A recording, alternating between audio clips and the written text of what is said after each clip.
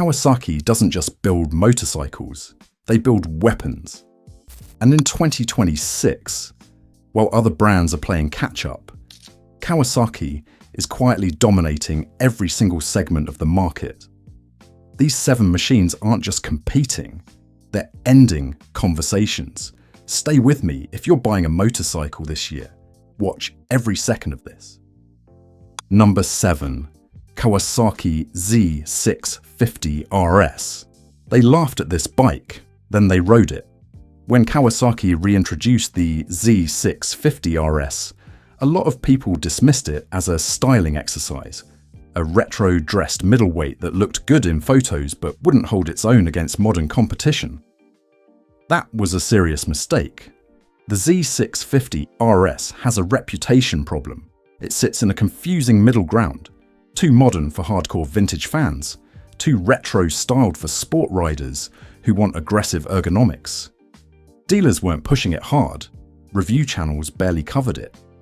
It almost got buried under the noise of bigger, louder launches. But here's what those people missed entirely. Under that classic bodywork sits a 649 cubic centimeter parallel twin engine that produces around 67 horsepower and 47 pound-feet of torque. It's tuned for real-world riding, strong in the low to mid RPM range, where you actually use power on public roads. The engine doesn't scream at you. It pulls cleanly, responds immediately, and never feels like it's fighting you.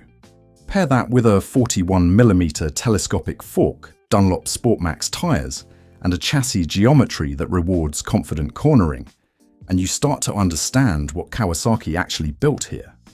The reality check is this: most riders never need more than 67 horsepower on the street.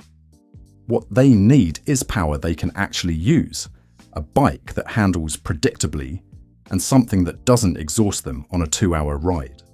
The Z650 RS delivers all three without compromise. Now, the price. New, you're looking at roughly $8,000 to $8,500 depending on your region and dealer. Used examples from 2022 to 2024 are sitting between $5,500 and $7,000. And here's why that number is so low. Most buyers chase the Z900 RS. It's the one with the hype, the Instagram presence, the cafe circuit credibility. The Z650 RS gets ignored by that crowd entirely, which means less demand, more inventory, and prices that haven't inflated the way they should have.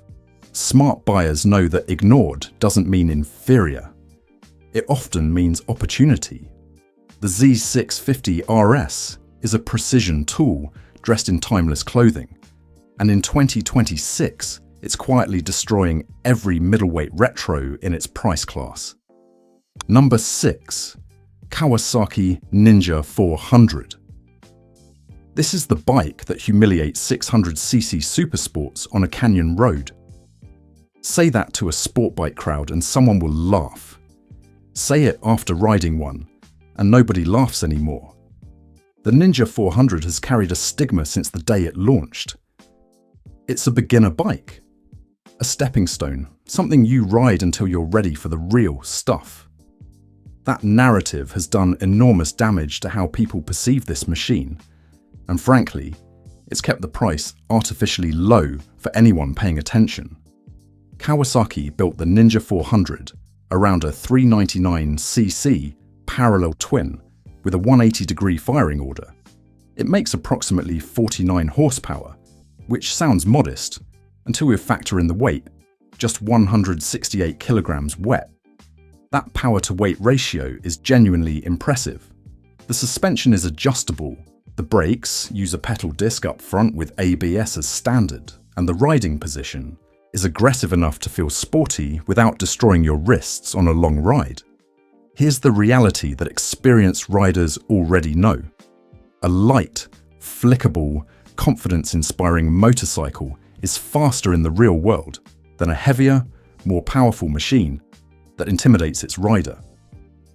The Ninja 400 rewards commitment. It lets you push harder, brake later, and carry more corner speed because you're never fighting the bike's weight or worrying about a sudden power surge. On price, new units are available in the $5,299 to $5,499 range in most markets, making it one of the most aggressively priced performance motorcycles available today. Used? You'll find clean examples from 2019 to 2023 sitting at $3,800 to $4,800. Why so affordable? Because the beginner bike label keeps experienced riders away. Dealers discount them. The used market is flooded with low mileage examples from riders who upgraded out of insecurity rather than necessity. That is the competitor's loss and your gain. Any rider who picks the Ninja 400 with clear eyes and genuine skill will find a motorcycle that destroys its competition in every metric that actually matters on real roads. Number 5. Kawasaki Versys 650. Most adventure bikes cost over $12,000. This one doesn't, and it might be doing the job better. The Versys 650 is the most underestimated motorcycle in Kawasaki's entire lineup. It doesn't have the rugged visual identity of a KTM or the brand prestige of a BMW GS. It looks practical, sensible, almost boring. And that right there is exactly why the competition has been sleeping on it for years. The problem is perception. Adventure touring is dominated by marketing, big tanks, crash bars, rally-inspired bodywork, and price tags that suggest you're one tank of fuel away from Mongolia. The Versys 650 doesn't play that game. It just quietly does the work. Kawasaki fitted it with a 649 cubic centimeters parallel twin, the same fundamental engine family as the Z650 RS, tuned here for long-range usability. You get around 66 horsepower, excellent mid-range torque, and an engine that's proven bulletproof across hundreds of thousands of miles in the real world. The riding position is upright and natural, reducing fatigue on extended rides. Wind protection from the adjustable screen is genuinely effective. Suspension travel is generous enough for light gravel and unpaved roads without feeling floaty on the highway. The reality most buyers miss is this. The majority of adventure riders never go off-road. They ride highways, back roads, occasional gravel. The Versys 650 is perfectly calibrated for exactly that reality, without forcing you to pay for off-road capability you'll never use. Pricing is where this gets interesting. New Versys 650 models sit around $7,999 to $8,499 in 2026, already significantly cheaper than comparable adventure tourers from competing brands. Used examples, especially 2018 to 2022 models, are available in the $4,500 to $6,500 range. The used price is low because the bike's plain appearance doesn't excite the resale market. Buyers looking for something that looks impressive pass it over. Buyers who actually ride long distances don't. If you cover real miles, the Versys 650 doesn't just compete. It destroys bikes costing twice as much where it counts most, over long, demanding, real-world routes. Number 4. Kawasaki Z900. 4 cylinders, 125 horsepower, a price tag that should be illegal. If you walked into any dealership in 2026 and asked for the most performance per dollar in the naked streetfighter segment, the honest answer, regardless of brand loyalty, points directly at the Z900. The Z900 has an odd reputation problem for a bike this capable. It's overshadowed by its own family. The Z900 RS gets the heritage attention. The ZH2 gets the supercharger headlines. The standard Z900 sits in between, collecting less hype than it deserves, while quietly outperforming nearly everything in its class. Let's talk about hardware. The Z900 runs a 948cc inline-4 engine, producing around 125 horsepower, and 98.6 Newton meters of torque. The chassis is a trellis frame built for responsive dynamic handling. It gets 4-piston, radial mount Brembo-style calipers, Showa S FFBP forks, and a uni-track rear suspension. The electronics package includes multiple riding modes, traction control, and ABS. This is not a stripped-down budget bike.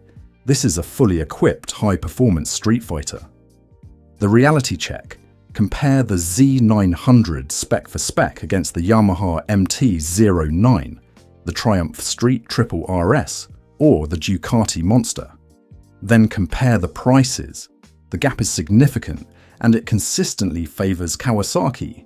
New Z900 pricing in 2026 sits between $9,299 and $9,699 depending on the market.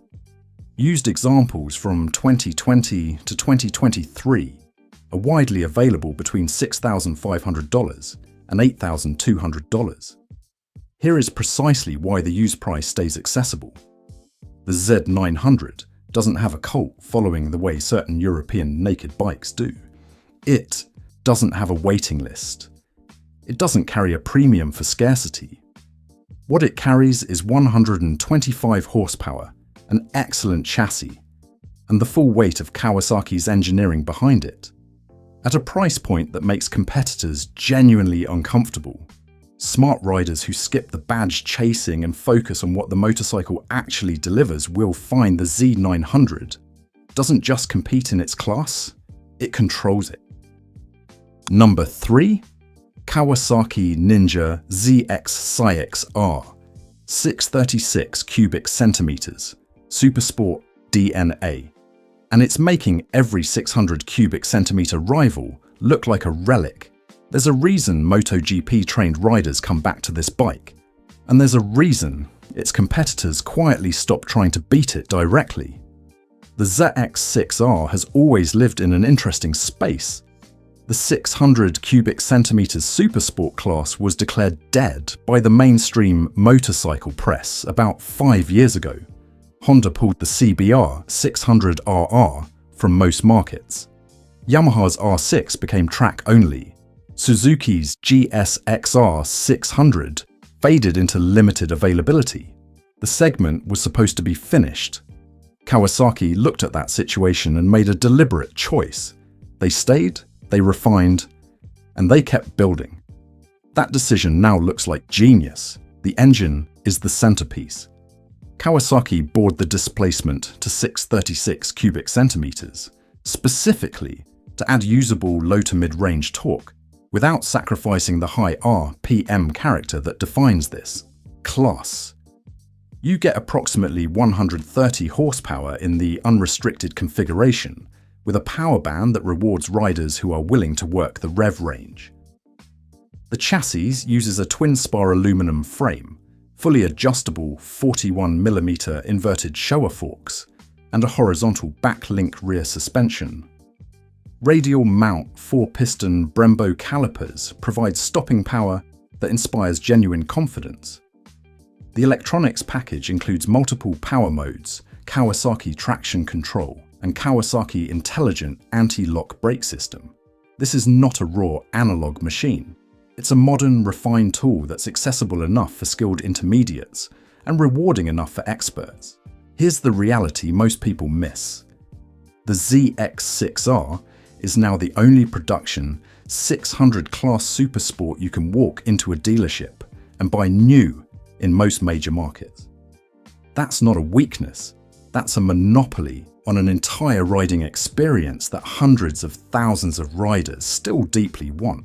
New pricing sits around $11,999 to $12,499 in 2026. Used examples from 2019 to 2023 are available between $7,500 and $10,000. And here is exactly why that used price remains reasonable, despite the bike's dominance. The sports segment has been scared away by years of media declaring it irrelevant. Younger riders were steered toward adventure bikes and naked street fighters. That kept demand suppressed and inventory available. What that means for you is straightforward. You can acquire the last standing king of the 600 supersport class at a used price that reflects artificial market hesitation rather than the motorcycle's actual capability. The ZX6R doesn't just survive without its competition, it thrives. It owns the space completely. And in 2026, there is nothing left on the showroom floor that can challenge it in this category. But the next motorcycle on this list operates in a completely different dimension, and what Kawasaki charges for it borders on absurd. Number 2. Kawasaki Ninja ZX10R. This is the motorcycle that wins the World Superbike Championships, and you can buy it. Let that sink in for a moment. The platform underneath the production ZX10R is the same fundamental architecture that Jonathan Rea used to win 6 consecutive World Superbike titles. 6 consecutive. No other manufacturer in the history of that championship has ever come close to that dominance, and it was built on this motorcycle. The ZX10R has a perception problem that works entirely in the buyer's favour. It's not exotic enough for the Ducati crowd. It's not European enough for riders who treat country of origin like a personality trait. It doesn't carry the Italian drama of a Panigale or the British romance of a Fireblade. It's Japanese, it's precise, it's engineered rather than sculpted. And that makes some buyers walk past it. Those buyers are leaving performance on the table. The engine is a 998cc inline 4. Producing approximately 203 horsepower in standard trim, with a ram air intake system that pushes that figure higher at speed. Torque sits at around 114 Newton meters, distributed across a power band that is violent at the top end but surprisingly manageable in the mid-range thanks to sophisticated fueling calibration. The chassis is a twin-spar aluminum frame with fully adjustable Showa Big piston fork technology up front and a unitrack rear linkage that delivers feedback most riders describe as telepathic. The electronics package on the 2026 ZX10R is genuinely race-derived. You get Kawasaki launch control, cornering management function, an inertial measurement unit, multiple traction control modes, engine brake control, and a quick shifter. This level of electronic sophistication was exclusive to factory race teams less than a decade ago. Reality check. The Ducati Panigale 5, 4 and BMW M1000RR offer comparable performance, but both carry price tags that sit $4,000 to $6,000 higher at minimum. The Aprilia RS-V4 competes closely but again at a premium that Kawasaki simply doesn't ask for. New ZX10R pricing in 2026 ranges from $16,999 to $17,999 depending on specification and market. Used examples from 2021 to 2024, bikes with genuine World Superbike DNA, are available between $12,000 and $15,500. The used price is suppressed for one simple reason. The performance envelope of a 200 horsepower superbike exceeds what most street riders can fully use, which limits the buyer pool and keeps resale values from inflating the way exotic European counterparts do. That is the opportunity. Championship-winning, factory-derived superbike performance at a price point that makes every European rival look like a luxury tax. The ZX10R doesn't destroy the competition on paper. It destroys them on track, in back-to-back lap times, in documented championship results, and on the showroom price tag simultaneously. And yet, somehow, the number 1 Kawasaki on this list is even more extraordinary. Number 1. Kawasaki Ninja H2. There is no other production motorcycle on Earth that does what this machine does. None. That is not enthusiasm, that is an engineering fact. The Ninja H2 is the only production motorcycle ever sold to the general public that features a factory-installed centrifugal supercharger. Kawasaki didn't borrow the concept from the automotive world and adapt it. They designed and manufactured the supercharger entirely in-house, a 10.8 centimeter impeller spinning at up to 130,000 revolutions per minute, engineered by the same division that builds jet engine components for aerospace applications. This is not marketing language. This is the actual origin of the technology sitting inside this motorcycle. The reputation barrier here is the price. People see the number and assume it's out of reach, and so they never look deeper. That is a significant mistake. The supercharged 998cc inline-4 produces approximately 228 horsepower in the standard H2 configuration, and that number climbs with ram air effect at speed. Torque is rated at 141.7 Newton meters.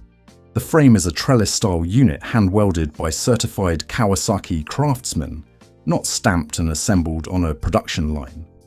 The bodywork is made from mirror-coated material that Kawasaki developed specifically for this motorcycle. The front forks are fully adjustable Showa balance-free units. The brakes are Brembo monoblock radial mount calipers. Every single component on this motorcycle was chosen with deliberate intention. There is no cost-cutting anywhere on the H2. The electronic system matches the hardware, cornering ABS, launch control, traction control with IMU input, multiple riding modes, engine brake control, electronic steering damper, and a quick shifter. You are not buying a powerful motorcycle with a basic electronics package.